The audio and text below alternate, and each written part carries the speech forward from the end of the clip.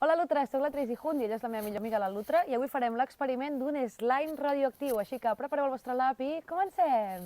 Per fer aquest experiment necessitarem 100 mil·lilitres de cola transparent, pintura fluorescent, detergent líquid, una safata i les nostres mans per embrutar-nos. Per començar posarem els 100 mil·lilitres de cola transparent a la safata, des del mateix tap del detergent, a l'alçada d'aquí del tap, i posarem detergent líquid a la safata. I ara agafarem la pintura fluorescent i li afegirem una miqueta, així a ull. Amb les nostres mans comencem a remenar.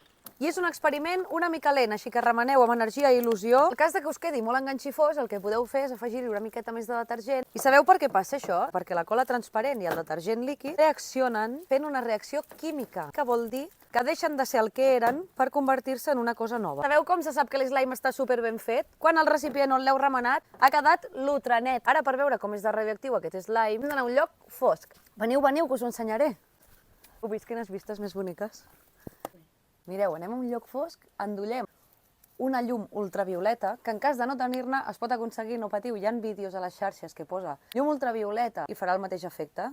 I llavors amb l'slime amb pintura fluorescent brillarà com aquest d'aquí. Sabeu per què brilla? Perquè la pintura fluorescent conté unes partícules que en estar en contacte amb la llum ultravioleta, aquestes emeten més llum cap en fora i això fa que brillin així. Mireu, quan fan investigacions com el CSI, miren coses amb llum ultravioleta i sabeu per què? Perquè hi ha substàncies que deixen rastre. Mireu la safata com ha quedat. Inclús mireu les meves mans. Així que ja ho sabeu, feu slime radioactiu, compartiu les xarxes, etiqueteu-me i que gaudiu de la ciència. Xus i lutres! Ciao!